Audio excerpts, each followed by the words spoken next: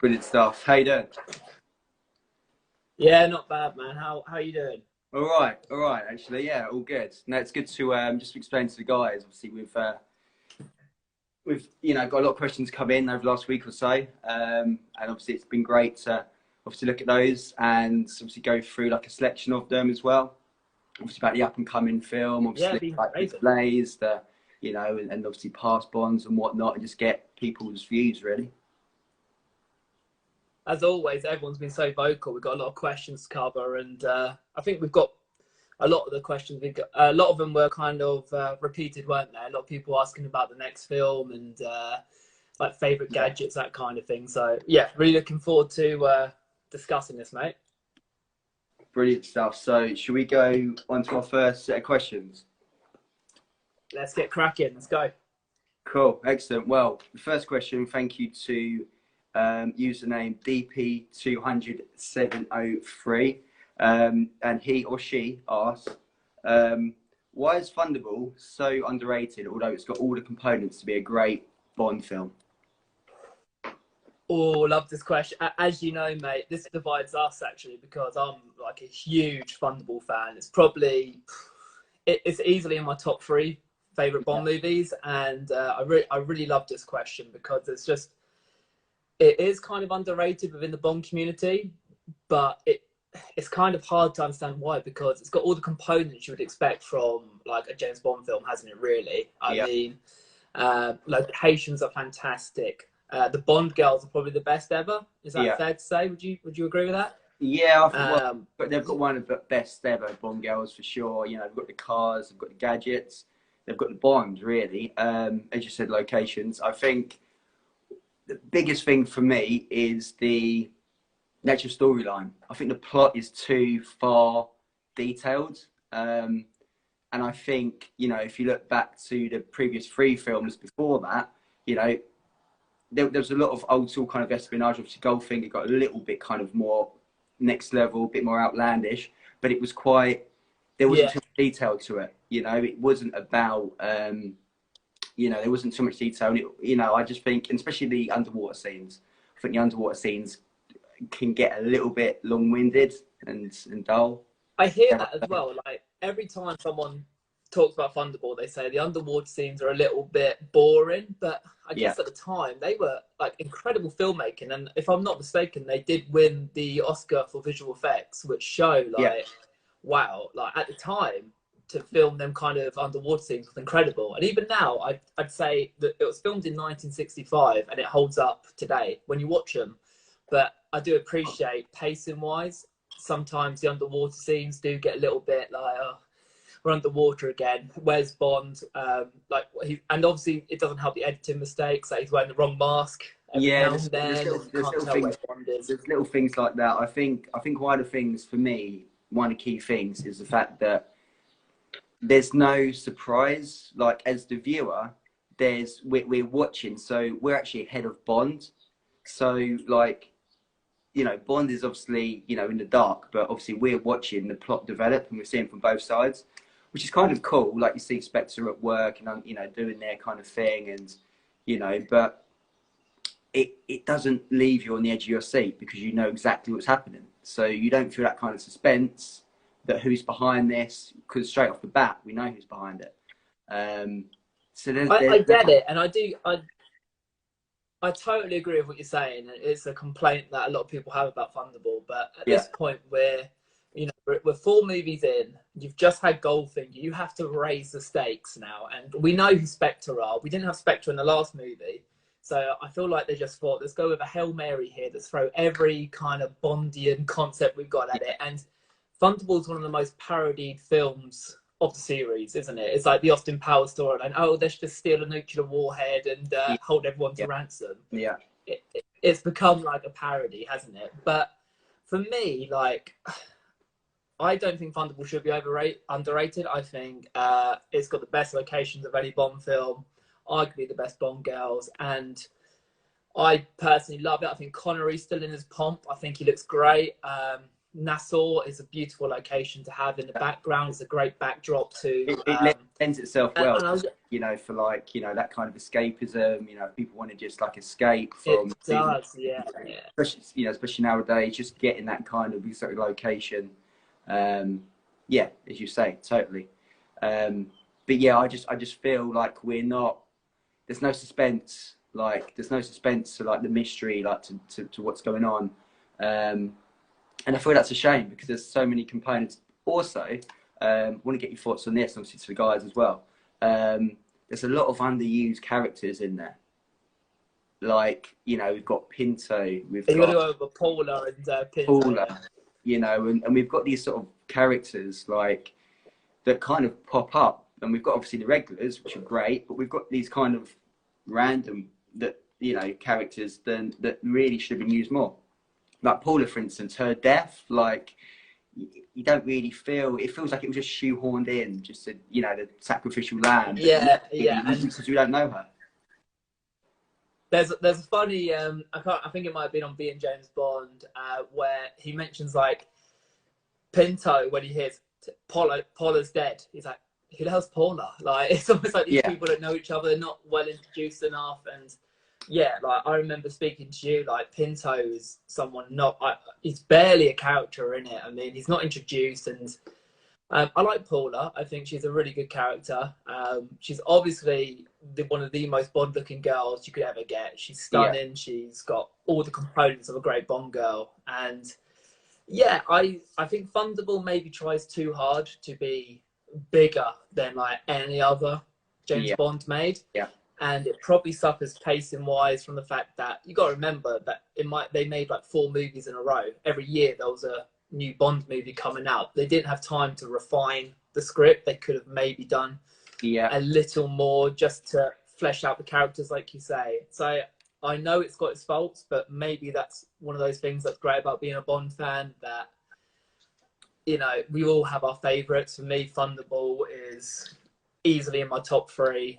It's Connery still like loving the role. I think I get that impression that when I watched Connery in Nassau, he was having fun, like making this movie. Like that's it makes me feel like nostalgic as well, that kind of thing. For sure. Like it ticks all those boxes. I just think that there's so many components to go into it, and I think actually along the franchise, that begins actually to be something that does crop up like every so often, where you've got all the components that go into it. You know, be it soundtrack, you know, theme song, you know, actor, storyline, Bond girls, whatever, locations, cars, but something's not quite right, and it tends to be like the actual underdeveloped screenplay and storyline. And I think that's obviously, like, as we do our reviews and whatnot, and obviously like we can talk about during this session, but there's a lot of things like that where something just falls away.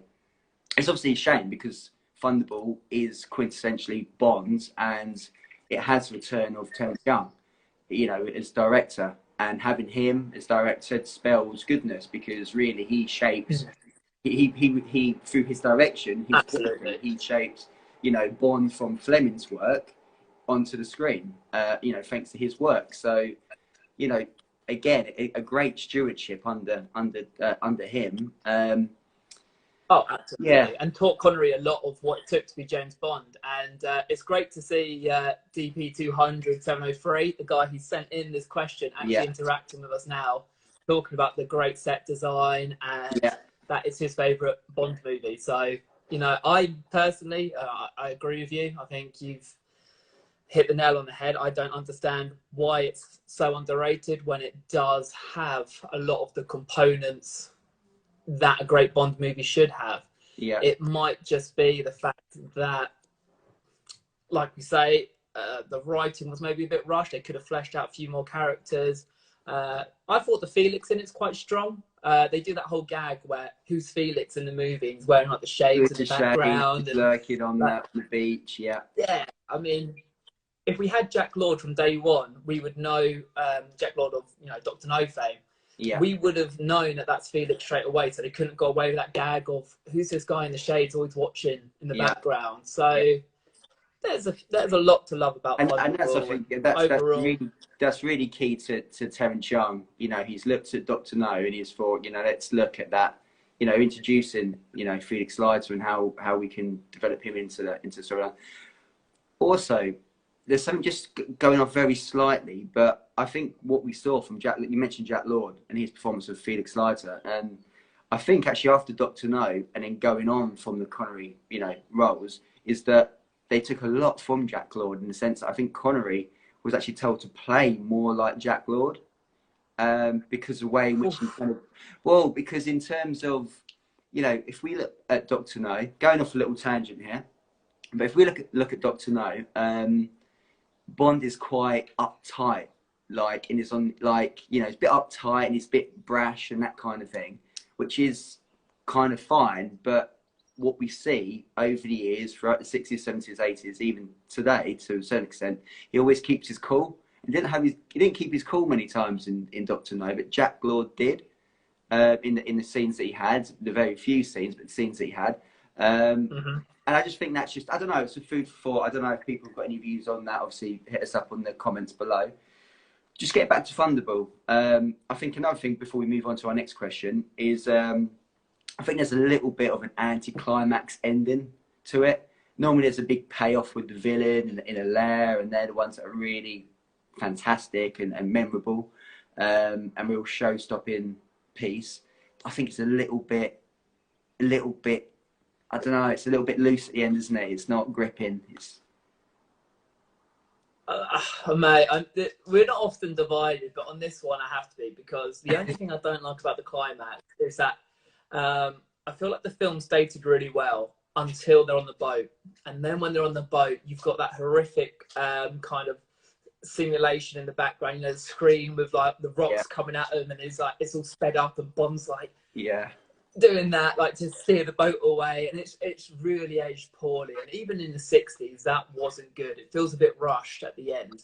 So climax wise, I personally really like that it's Domino that kills the bad guy, and because it's her revenge for her brother being, that's like, true, murdered by Spectre.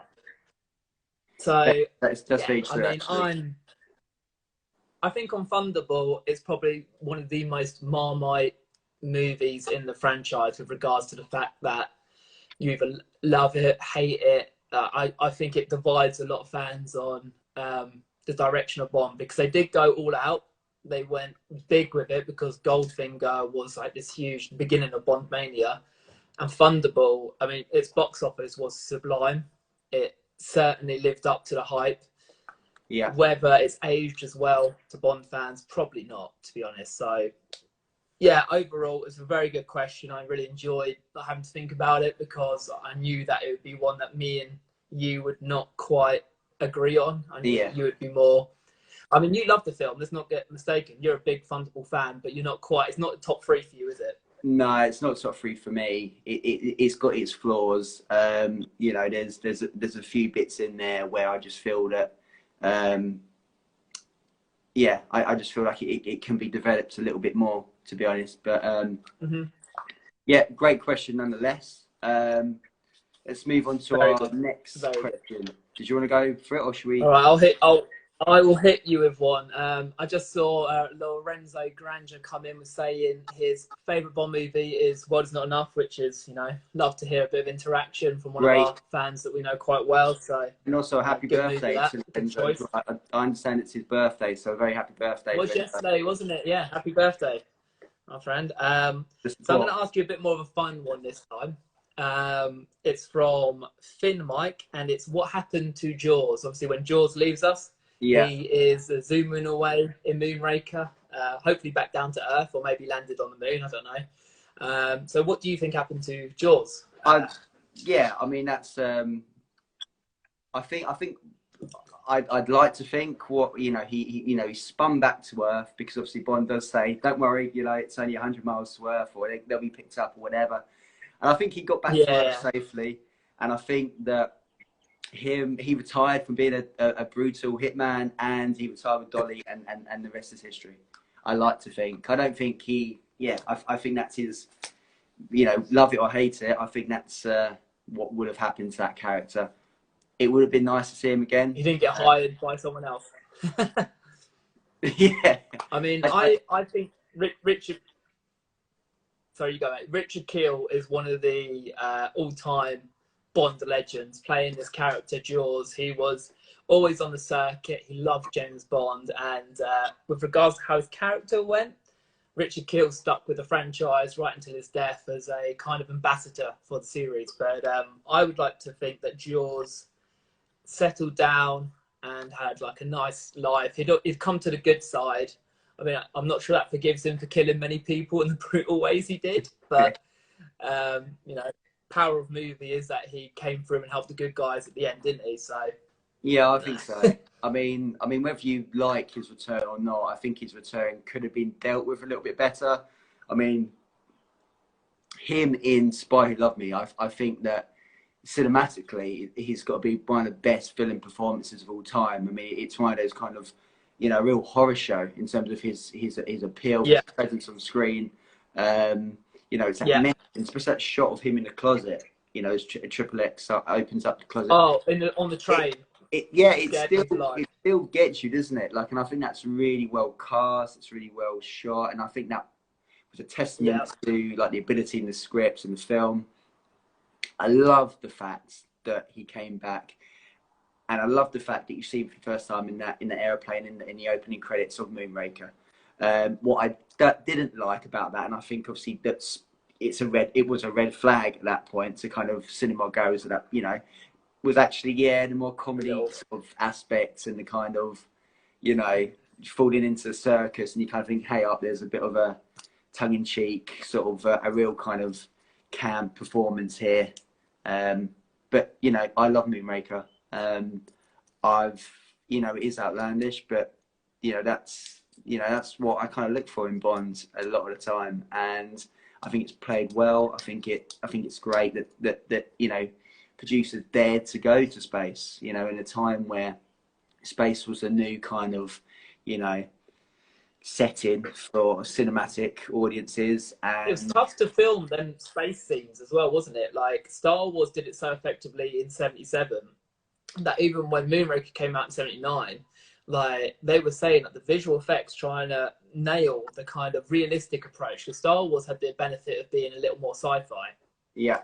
Bond had to be, whilst it was sci-fi, it had to be grounded. So I just feel like, yeah, Moonraker was a tough movie to make, and I think it was like the highest grossing Bond movie right up until Die Another Day. And I think the Richard Kiel as Jaws character was more about, you know, it was a comedy relief because the '70s were a tough time. They were like, you know, people went to cinema for escapism. So, you know, I was a big fan of Jaws. I don't like the way the character was written into this kind of, you know, in love good guy. I would have liked to see him go out with a badass like henchman death, a bit like Dave Bautista in Spectre, like around the neck gone.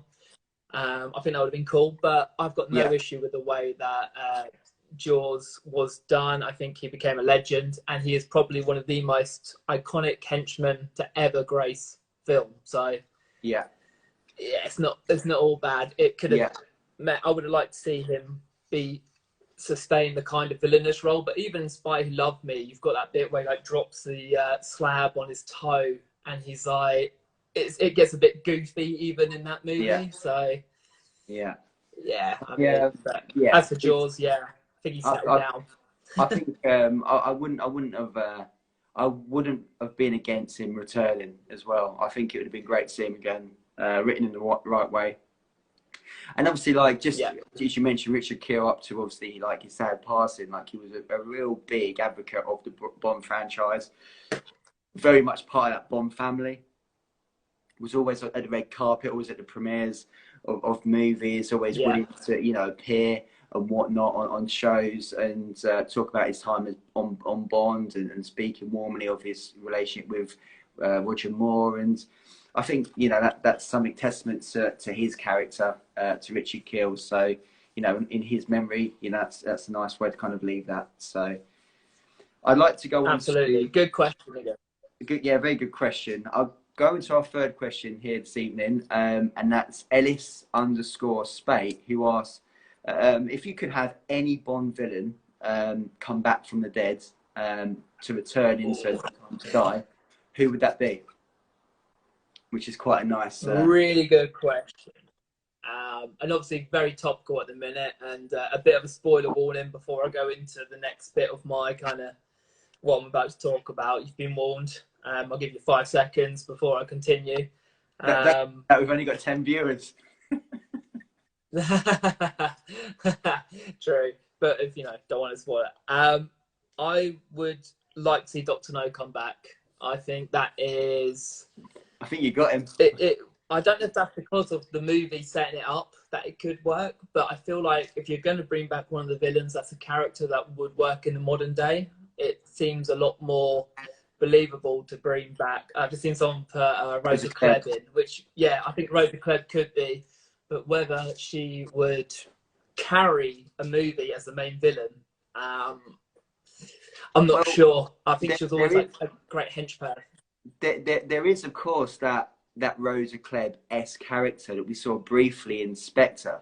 One of Spectre's agents around that table when, you know, Blofeld was then unmasked.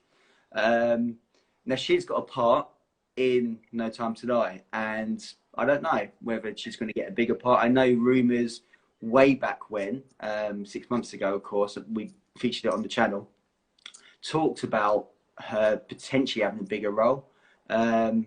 I don't know. I mean, she looks like Klebb, and certainly from a wardrobe point of view, have got that kind of look going on. I think for me, if I were... But would you bring that person back? Like, who is your ultimate, like, this, like, obviously that would work, but who's your ultimate I would like to bring back? My sort of, I was kind of toying with this idea, and there's a lot of classics that I'd like to bring back, you know, Zorin, you know, there's a lot of, you know, Drax that I'd like to see, but I kept thinking, well, I just couldn't see them in this kind of setting because they're so big that I feel that they're, you know, they need to be, they steal the show, you know, they're almost like Blofeld-esque characters. I'd like to see really Elliot Carver, great shout. I was thinking about Elliot Carver. It's very topical with obviously the at the moment. But I would like to see Silver, has to be 100% Silver. I'd love to see back because of the fact that he's like an ex-agent, the fact that he is, his screen presence, you know, Javier Bardem with Daniel Craig in that particular scene, when he's first brought in and he's, you know, Bond is chained to that chair. I just think those exchanges were fantastic, and I love the fact that we've got, you know, an Eric Trevelyan kind of turn of an agent that's good turned bad, and if it's possible, yeah, I mean I'd love to see him again on screen. I just think he was played really well by Javier Bardem. We're getting a lot of bring back hinks, which I think is quite popular because even though he had the like kind of noose around his head and thrown out the train, I think a lot of people want to see Hinks come back because he was kind of that invincible henchman.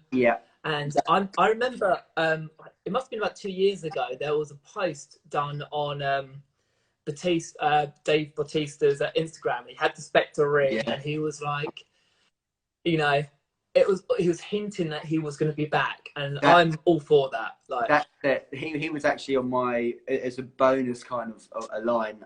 I mean, I would love to see Hinks back, and I think that, you know, I wouldn't put it past producers to have him, you know, even if it's a brief cameo at the very start. You know, after we saw the tattoo on his finger of, you know, of Spectre, I think there's some unfinished business, and he is the new age Jaws. There's no mistaking that. I can't see him. I can't see him coming back though, and then falling in love with, you know, a Bond girl. But imagine. You never know. I mean, stranger things have happened. I mean, Blofeld is the brother of James Bond, so you know anything can happen. We'll get there. We'll get there.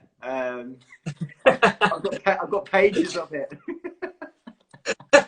I better segue to the next question then. So, shall we put a final answer together? I would go Dr. No. You would go Silver. Okay, so Dr. No and Silver. Let us know what you think of that as bringing those back. Next question, and we've discussed this one a lot, and it's from Fab the B, I hope that's all right, the right way to say it. Which Yeah, director would you like to see making a Bond movie? easy. Christopher Nolan. Christopher Nolan has to be.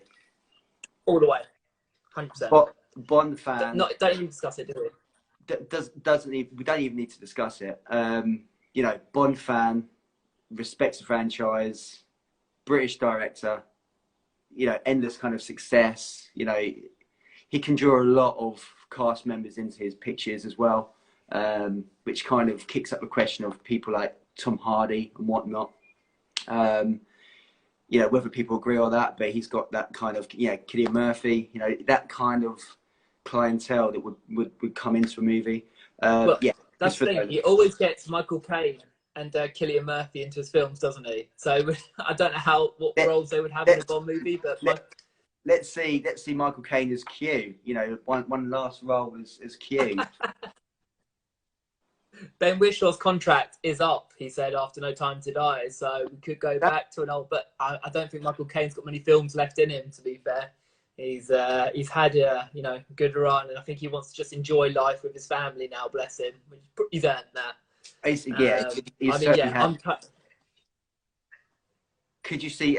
Good question there. Could you see Leo? Obviously, DiCaprio. Could you see him in a Bond movie? Because, you know, is he too big? I could see him as a villain. I would like to see Leo play a villain. I think just purely for his perspective as well. Like, he's quite typecast now into that role of being the good guy all the time. And I think it'd be quite cool to see Leo actually play as a bad guy. Because I think he's such a talented actor. I don't see any reason why Leo wouldn't absolutely smash it. Like, and just for getting new fans on board, rather than like changing the character of Bond, if you get someone like DiCaprio in your movie, you're going to attract fans. A bit like if they casted Tom Hardy as Bond, you would get a lot of new fans just because people love these actors. My wife being one of them. Yeah. I mean, you make her watch them now, but if you get DiCaprio, Tom Hardy, and then suddenly it's a different ball game. It speaks for itself, doesn't it? Totally. I think it has to be Nolan. There's a lot of directing talent out there. Getting back to that really nice kind of idea about Leo. Quintessentially, the Bond films always tend to historically go for the unknown, especially with their Bond girls. However, recently, obviously with Silva, Javier Bardem, with Rami Malek, they're going for Oscar winners now. Which obviously does suggest that their kind of casting have changed somewhat in recent years. So to be honest, I could quite easily see Leo in the future in a Bond, 26, 27, 28. I could see that. So yeah, interesting food for thought. But yeah, for me personally, it's a little bit of a segue. I would like to see. And there was this idea 25 years ago that they would do this. But for me, I would like to see Henry Cavill come into Bond, but as the bad guy. So this is the guy linked with playing the title role. And when GoldenEye was first being scripted together, and I've gone on a bit of a segue, I'm not going to keep it long, don't worry. No, I know we've got loads of questions to chop through. That's fine, because obviously we can. I've got one of our questions here actually does fit in quite nicely with the casting of Bond, so it will fit quite nicely. Works well. Like we planned it. If only. Yeah. But there was this suggestion, in '94, that maybe Brosnan comes in and plays Trevelyan, which would have really messed with the audience expectations. That the guy who's been touted as Bond for 10 years comes in as a villain. And I think Cavill, being so close to the role in 2006, would be great to see him come in and play the villain. Because I've seen him play a bad guy in Mission Impossible, and he was good. I mean, and he would be able to play that kind of opposite of Bond. Like, he's just as strong, he's just as trained as an agent. I feel like we could revisit that sort of. That's a very good. Obviously, when you hear the name, Henry Cavill, you always think about playing the lead role. But for you to suggest him actually coming in and playing that almost, Sean Bean, Eric Trevelyan character, you know, and have him as an agent that's turned bad. I mean, that's pretty good. I haven't actually thought of that before, but it seems almost too good actually of an opportunity. It just subverts, like, when you go into the cinema as an audience member, you have like expectations, and I just feel like it would subvert them expectations. Maybe like they could never do it, but keep the new Bond under wraps and like know that Cavill's in it and another actor. Oh, I mean, that'd be And fantastic. everyone's expecting Cavill. I mean, if you're thinking about, oh, wait. like, yeah, if you're thinking about audience goers actually having that wow shock value, like that would be it, wouldn't it? Yeah, be a bit more creative with it than like trying to just throw a storyline in that might shock and like put people in a gas. So a bit of a segue there, but No, you know, we agree on Nolan. That's cool, because it kind of brings us nicely. I've talked about casting and stuff, and a question on many people's lips. But in particular, we'll go with the question from Mr._SRPB, who asked, you know, who would you like to play 007 after Daniel Craig? There's a couple of hats. There's a couple of hat for me. The lion's share by a country mile has to be Richard Madden. Again, agreed. 100% agreed. If it wasn't Madden, then, you know, scrap my Cavill idea and put Cavill in the role. But yeah, I think Richard Madden out of everyone is the obvious choice. I think he looks like a Bond. He's a great actor. He's the right age bracket as well, isn't he? He's like, what is he, 34? Like, he's around that age, isn't he? It's a great, and the thing is, he's younger than you think, and he's been around some time. Obviously, shot to fame with Game of Thrones from a very early age. You know, member of the Stark family, and of course BBC's Bodyguard, where obviously, you know, BAFTA winning series there. There's talk of that coming back for a second season, but I think it's confirmed. I'm not sure, but I'm pretty sure that's in the pipeline. Let's hope we don't get ourselves into a Remington Steele kind of standoff. You know, exactly. That's where I was going. Yeah. Pierce Brosnan, circa 1987. You know, yeah. I mean, Madden ticks all those boxes for me. You know, Scotchman as well. There's a few names there that I could see and I'll be happy with. You know, Tom Hardy. I like the idea. He's done a lot of roles though. He's quite long in the tooth. The guy from Mafia. Yes. Is he a bit too old? Sorry. Yeah. So Simon just said guy from Mafia. Yeah. So James Norton. He is actually my next, coincidentally. I'm not just saying that, but coincidentally, like James, because actually what it does, and for me, I think if you look at the casting of 007, the actors, they've always come from unknown to, you know, unknown / kind of a couple of movies. You know, Daniel Craig was probably the biggest kind of movie star to actually land the role. 100% he was, yeah. He was already, his star was already there with Road to Perdition and Layer Cake, amongst many others. So yeah. Yeah, and you've got, you know, and you've got obviously, you know, with Roger Moore, with Pierce Brosnan, like the, you know, big TV stars, but you know their first big break onto the screen was through Bonds. Obviously, Lazenby, just a model and commercial actor, which was that. I mean, that could. We could talk about that story. Great story. That's one of the fascinating stories. But yeah, Richard Madden for me, and James Norton, a name. You know, obviously Sam Houston the other day, like, is an interesting one. He has the Bond look. Again, Scotsman.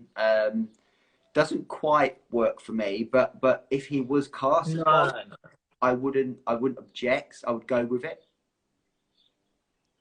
I'd probably accept it. I mean, I wouldn't. Like, there's one name quite regularly touted with the role who I do have a bit of an issue with, because I don't think it would work. And it's because I do like the Marvel movies, and that's Tom Hiddleston. I think Tom Hiddleston is Loki. Yeah, Patrick Galuzzo there has just mentioned Loki. Yeah. Great actor, superb. Like, love him as Loki. And he's also got a very full schedule as well. I don't want to get in a situation again where our James Bond is so busy doing like 2 films over here, and then you can't find time to do a Bond movie. I want like a Bond movie every 2 years. See, this is the thing that's just kicked that up actually, because of course having Daniel Craig, a fantastic actor of his caliber as 007, he's been a great servant to the franchise. A big question would be, was he too big of an actor? Because he was really coming into his own, you know, actually, you know, Pierce Brosnan, you know, as his time as Bond, had big roles outside of that, you know, Dante's Peak, you know, Thomas Crown Affair, you know, you know, Mars Attacks and stuff like they're big Hollywood roles. But Daniel Craig has really, you know, probably gone a little bit higher than that, and perhaps he just didn't see it coming. Back in 2004, we're looking at Bond 21. But yeah, for me, leaving that one there, it's Richard Madden for me. I agree. For me, that I think Madden has the look of James Bond, and he's also a great actor. Like, I feel like I watched him in Rocket Man, where he plays a gay man. But he's wearing all these like kind of suits and tuxes, and even though he's playing a gay character, I still think, Jesus Christ, like, you're a great actor. You're convincing you're gay, but also diverse. Yeah, that diverse quality. Exactly. You can play James Bond. Nicholas Hoult as a long shot from Simon Rea. Nicholas Hoult, I just see about a boy from like when he was like 12, and Skins. Skins. I feel that if he was James Bond, he'd either wear that bobble hat with like the tassels and exactly. Yeah. Or he'd be like, you know, high on drugs, MDMA, wearing a tuxedo. So I can't escape that. But it'd be interesting to see what Simon thinks about that. But yeah, I do feel I do feel that, yeah, I think his Bond, I've seen his name, I've seen his face, and people chat about him becoming Bond, and I wouldn't dismiss it, really. I haven't seen enough of him. It's been in, you know, since he's actually been a man, like a grown-up sort of adult. Simon's laughing at it, so it's all good. I think we haven't annoyed him with our response to his suggestion. I'd like to. Simon, good suggestion. Just that's no fair play. No, I like that. But yeah, no, great suggestion. To be fair, I like the comment just above. Actually, just going back to Patrick, Tom Hiddleston. Obviously, could be a new kind of Roger Moore. And I can see what he means there. That sort of quintessential English gentleman figure. And let me tell you this: in Warhorse, he plays a very brief cameo. The film is littered in cameos, and he plays like a sergeant major he was cut down in a German shots as he goes over the top on the horse. His demeanour, like his Queen's English that he speaks, like it's very. There is something there. There is something there. Like I say, mate, it's too closely attached to Marvel. I can't see it. It's just he's Loki every time, and like he's just too closely associated with the Marvel franchise. His diary will be full, and we'll be in a situation where James Bond is second, because Marvel have probably a lot more money than EON do at the minute. Yeah, and we'll just be stuck in a situation where Hiddleston. Yes, Patrick. All right, Patrick, you take my place on the channel. I'll leave. You guys start doing the Bond channel together. Obviously, I don't know what I'm talking about. I think is what I've gauged from that. So I guess I'm in between. Like, it's one of those things that, again, initially when I heard it, obviously the Night Manager, that sparked the rumours, didn't it? You know, again, a BBC production. Of course it did. Yeah. And of course, you know, the media, lazy journalism, it can be at times, that they'll just go, okay, fits the bill, and put that in there. Yeah, I mean, I could see it, but also, you know, not really. You know, it doesn't look. I mean, it has to. It's not for me. Yeah. If it's not Richard Madden, I will be disappointed. I think Richard Madden. I want to go back to. I've said to you many times, away from the channel, I want a classic Bond again. I don't want any build-up. I want him to walk into M's office, be given an assignment, and told 007, you need to go X, Y, Z, and Madden then goes and, you know, bangs 2 or 3 girls. You know, I know it's probably not politically correct at the minute, though. That's the only issue I've got. Like, probably isn't. in this era, can Bond do that? I don't know, but I feel like I want a classic Bond where he has a couple of Bond girls, and he then, you know, the movie finishes, he solves the mission, and then we don't have any repercussions going into the next movie. He's not fallen in love. He's not got like scars from the previous mission. He's 007. 007, I need you again to go in and do like I want to see that from the next few Bond movies, if possible. Yeah, and I think what I'd like to get back to is going back to Lorenzo's point about how he talked about, you know, Brosnan's films, and he talked about that his love for The World's Not Enough, for GoldenEye, and Tomorrow Never Dies. And when you say that remark about going back to, you know, Bond goes into M's office, gets an assignment, goes and does the mission, you know, meets a girl, rendezvous, kills a bad guy, comes back, the day is saved. I always think of like Tomorrow Never Dies. I want to see another Tomorrow Never Dies. You know, that kind of feel. So I think Tomorrow Never Dies. Yeah. Mission, you know, briefing, mission, success. Like I want to go back to that. I don't want to see. I mean, we're going to see it. I'm not going to talk about it just on this particular thing, but this film that's coming up, we're going to see a hell of a lot. But there's going to be a lot of emotional attachments, and I'm ready to do that. I'm excited to see that, but I think once that's done, I want to move back to mission, briefing, you know, awesome, done, success, mission accomplished. I think we need that again now. I think we've had like the whole let's interlink Daniel Craig's arc, and I don't want to get too much onto it because I know we've got a question that covers Daniel Craig's scenes. I'm not gonna, you know, talk too much about this now because I know it's coming up, but like let's finish Daniel Craig's arc. Hopefully not write ourselves, not going to give any spoilers, let's hopefully not write ourselves into a corner where we then can't write ourselves out of it, which some of the rumours, if you guys have been, you know, aware of the rumours out there at the minute, I'm sure you've read it online. I don't want to talk about it now because I don't want to give any spoilers. But, you know, let's not write Craig's Bond into a total corner, but let's finish the story and then start fresh. I think that's where we need to be at. Richard Madden, hopefully, title role, away we go. I totally agree. Getting on to our next question from Wolfgang Glatter. Favourite theme song? Firstly, I want to say hi to Wolfgang because I know he's been one of our fans from day one, 3 years ago. Always been locking in the likes.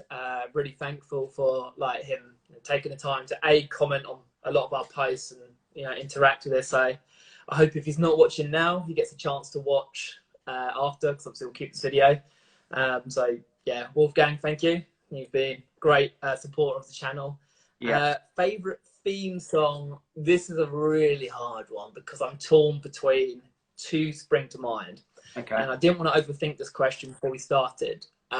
So the 2 kind of theme songs that come to mind are The Wings, Live and Let Die, and Duran Duran, A View to a Kill. I'm probably going to plump for the latter, A View to a Kill, but it's so hard to avoid the iconic ones. Like you've got Patrick again saying Goldfinger or Shirley Bassey. I know I should probably say that, but for me it's them 2. What about you, mate? I've got a selection completely different to what you've just mentioned, although very good choices. To me, the ultimate one is Diamonds Are Forever, Shirley Bassey. That, to me, like the strings, it just sounds quintessentially Bond. Such a Bondian sound to that. Big numbers. Also a big fan of You Only Live Twice by Nancy Sinatra. Skyfall. Yeah, I love that song. Yeah, you're right. And Skyfall, obviously Adele. Got a lot of love for All Time High as well, Octopussy. And also for the upcoming Billie Eilish track, you know, No Time to Die. But ultimately, Diamonds Are Forever for me. I think it has it all. And there's so many on that soundtrack. There's so many variations of that sound. John Barry does such a great, you know, arrangement work on that score. Really kind of the shining light of that picture. But yeah, for me, it's got to be Diamonds Are Forever. But there's so many out there for sure. Diamonds Are Forever. Yeah, I know.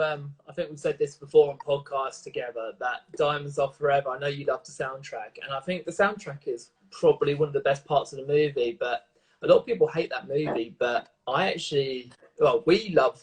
If people listen to a podcast, we're not actually like people that hate Diamonds Are Forever. I mean, I think it's a movie that's very much enjoyable, if a little bit stupid, but you take it for what it is. It's Connery back. It's a bonus. It's all, I think we called it a bonus ball in our podcast. It's like, this is like, this wasn't meant to happen, but you've got it. So enjoy it. It's a bit camp. It's a bit silly, but let's just have, you know, let's have fun with it. That kind of thing. Yeah, totally. It is, isn't it? Diamonds. It really is that kind of. It's just a little bit different, isn't it? And you have to take it for what it is. We all wanted that revenge movie with Lazenby, but look, we got the big man back. We got Connery back. So yeah, and the rest is history, of course. But yeah, in terms of theme track, yeah, Diamonds Are Forever from me. Good call. From yourself. I think I might go for A View to a Kill. I think I'm going to go with A View to a Kill. Just it's so close, but that's. It's a great track and a great. It's just fun. And a great. It's a lot of fun. A great British brand. Going on to a question from one of our close friends, actually, Tom Bateman Photography. Yes. He asked a very thought-provoking question, actually, and he asked about brands and product placement and should brands be involved in the Bond franchise? Is it a good or bad thing? I think ultimately it's a good thing. What are your thoughts, Nick? 100% agreed. I mean, you only need to go back to Dr. No, like with the very first Bond movie, you had product placement with Red Stripe, Anthony Sinclair suits. Bond was doing product placement before it was even a thing. Before people even knew about product placement, before, I think it was Spider-Man 2002 was the first time I ever heard people moan about product placement in a movie. I think Spider-Man had a lot of kind of and it had a lot of gas as well. People would talk about the editing, like 1 minute the lamp's broken, 1 minute it's not. But they also talked about just how many kind of brands they shoved in your face. But Bond has always been good at doing it subtly. You had Bollinger being with Bond from day one. You've had so many brands. I mean, Rolex, Omega. I think Bond do product placement better than movie. I think, totally. I think what Bond done very well is they use product placement and alliances with brands in the right ways. So, for instance, the right ways in the sense that how they dress the scene. So, obviously, Red Stripe when Bond was in Jamaica. Big Jamaican brands. Having a beach club without Red Stripe would be a bit weird. So it's great to see that. Obviously, Aston Martin, it stood the test of time. Jaguar Land Rover. I think what it does, the very essence of product placement and working with brands, is that it brings to life Bond.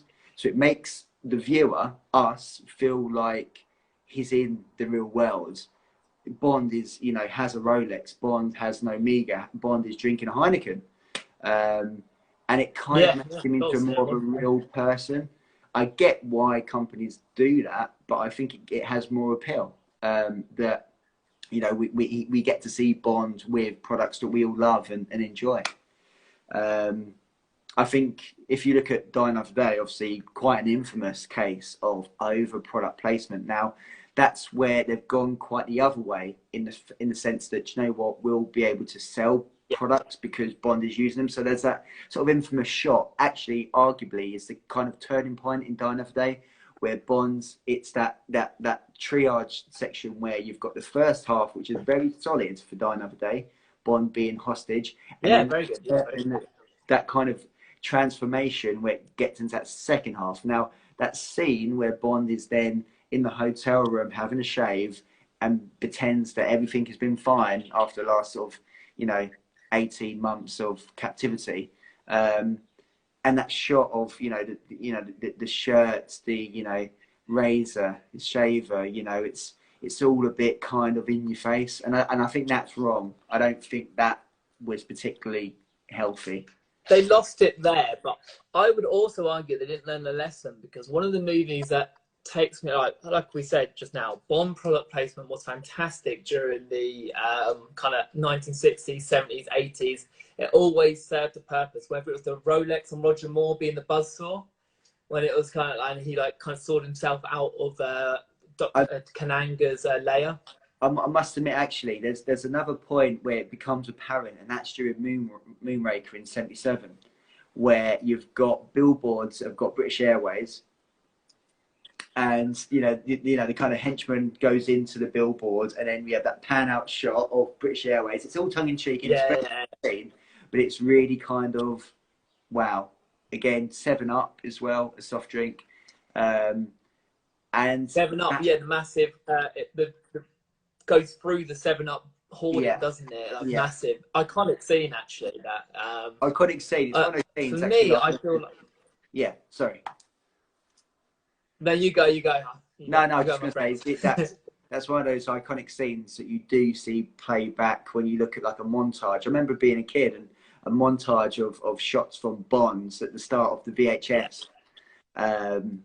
But yeah, I feel that was kind of, that's where it got a little bit lazy with its product placement, because you know Bond and 7-Up, there wasn't a link, but it managed to find something in his world, which was a little bit bizarre.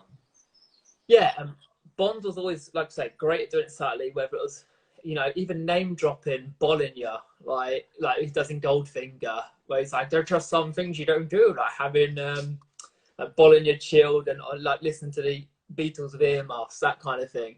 But there was also, I found Casino Royale a little bit jarring, because Sony had then got involved, and every device Bond was on, oh, I need to get my Sony laptop out, and he's like typing away, Sony in the back. I thought Sony got a little bit too product placement on the film franchise. I thought it didn't quite serve the story well. It wasn't, I get he's using a laptop, I don't need to see the branding, like it just went a bit too far. Yeah, again, yeah, it's a nice balance. It's that kind of thing where it's kind of, it's served up in a way that, yeah, it's very much the product placement that, you know, you must buy this brand because Bond's using it. It's not just it's not used as an instrument of his location to dress that location, which is a nice subtle way. Yeah. Yeah, you know. And so some brands embrace it. I mean, when you look at Heineken, they embrace the connection. Like they did that fantastic advert for No Time to Die, where they're playing on the fact that Bond is a, you know, he's like, oh, I can't actually do what a character does in real life. I'm just kind of like, he's like running up the hill and stuff. Yeah. And, you know, it was a bit like Heineken got what you had to do. Like, you can acknowledge that you're a product placement. You can have a bit of fun with it as well. Have a bit of fun with your lead actor, that kind of thing. Yeah.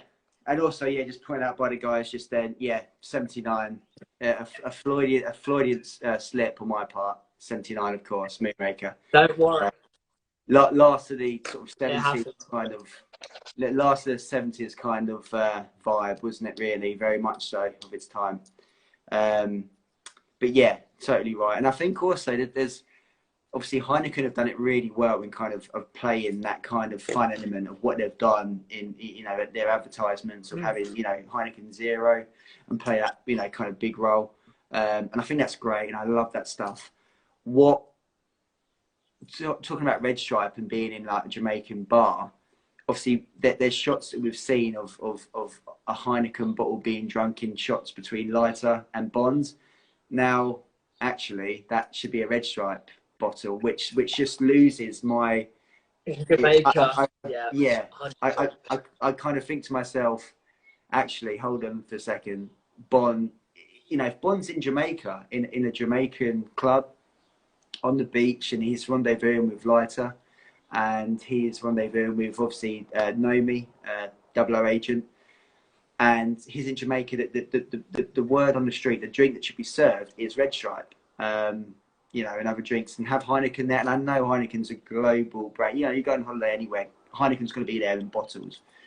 But I just feel like that is just one of those things where it's just like, really? And also it was using Skyfall, of course, where he's drinking the Heineken. I'm thinking, would Bond would be drinking like a Mexican local beer?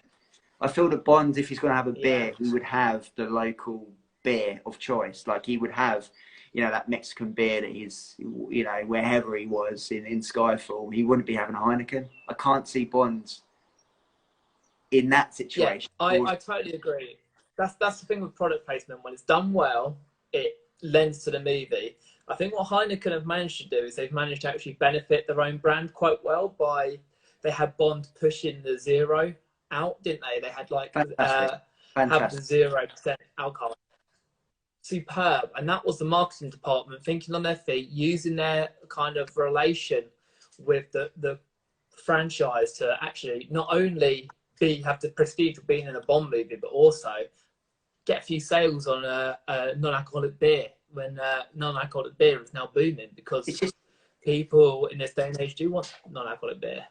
It's just a shame, isn't it, that like we couldn't have seen like a Heineken truck or an emblem on the side of a pub or a bar in Diamonds Are Forever, where he turns up, Bond turns up at Tiffany Case's apartment, little things like that, because that would have just seen, like having a Heineken logo in a window would have just dressed the scene nicely. Yeah, that's why I feel where it's missed opportunities. Ultimately, it's fantastic.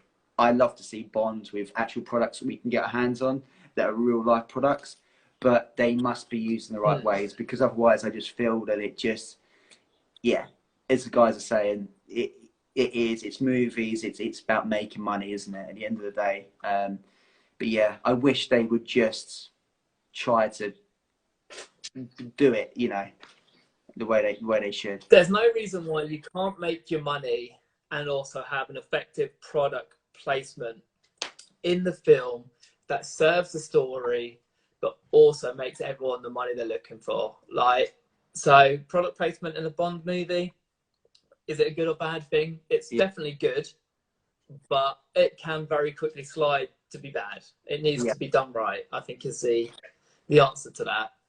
And, we've got, I think we've covered. We've got a couple more questions to go. We've got 1 minute left remaining, so I think what we'll do is we'll obviously split this into two halves, have a comfort break. Obviously, guys, grab yourself a beer, grab yourself a Heineken or a Red Stripe. Depends where you're watching it. Depends where you're watching it. But wherever you guys may be, your local beer of choice. And then we'll come back in around kind of 5 minutes. Sounds good, man. Sounds good. All right. Excellent stuff. Peace out. Let's try and save this. Cheers, guys. See you soon. Bye-bye. Bye.